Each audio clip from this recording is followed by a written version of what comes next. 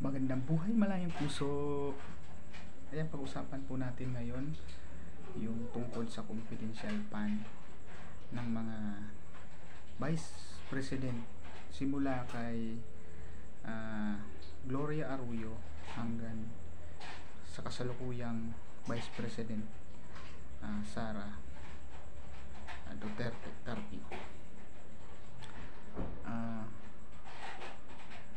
Simula po kay Gloria Macapagal Arroyo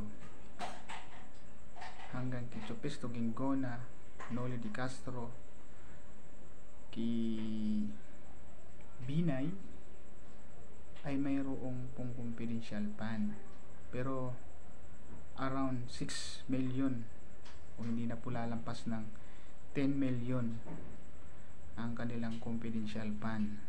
Mayroon naman po talagang confidential fund, mga kamalayang puso, pero mayroon pong isang vice president na zero ang confidential fund. Kumbaga, as in, wala talaga na nabanggit confidential funds sa former Vice President Leni Robredo. At mayroon naman pong Vice President na talagang lampas-lampas, sobra-sobra ang confidential fund. Ito nga po yung kasalukuyang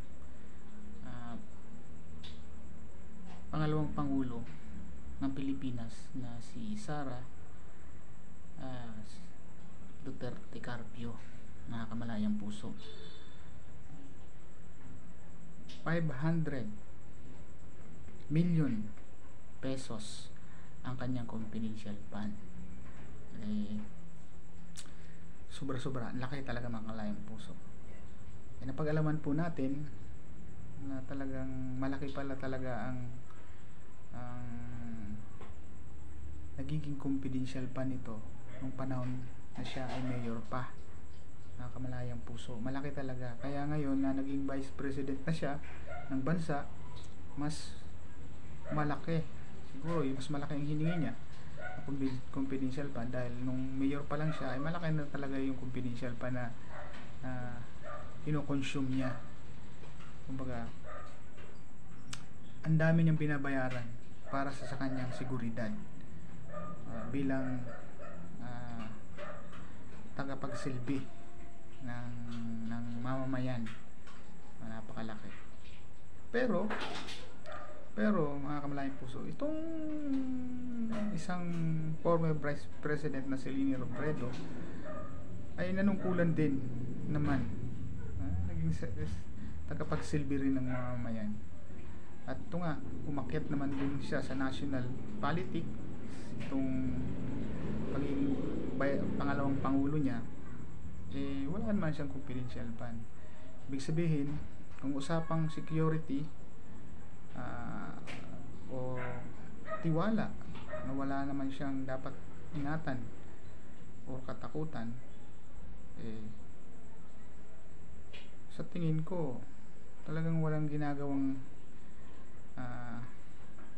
kalokohan itong si former attorney Leni Robredo, former Vice President Leni Robredo. Wala siyang ginagawang kalokohan kasi nga hindi siya nag-hire ng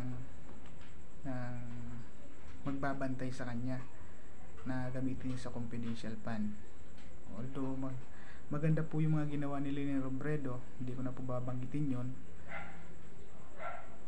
Pero yung mga simula po kay Gloria, kay Gingona, kay Noli Di Castro, kay Binay, ay mayroong confidential, pero napakaliit lang po ng confidential nila.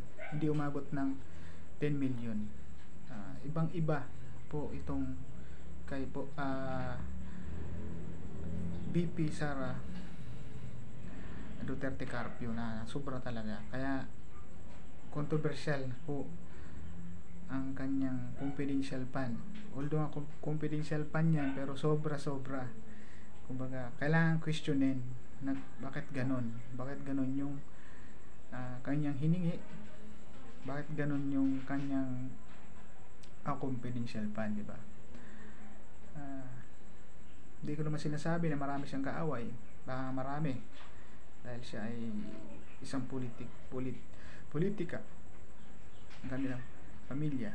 Pero kung gagamitin yung pera ng kaba ng bayan o yung pera ng bayan para sa proteksyonan ng kanyang sarili, pang sariling kapakanan, parang mali, parang questionable para sa akin, mga kamalayang puso.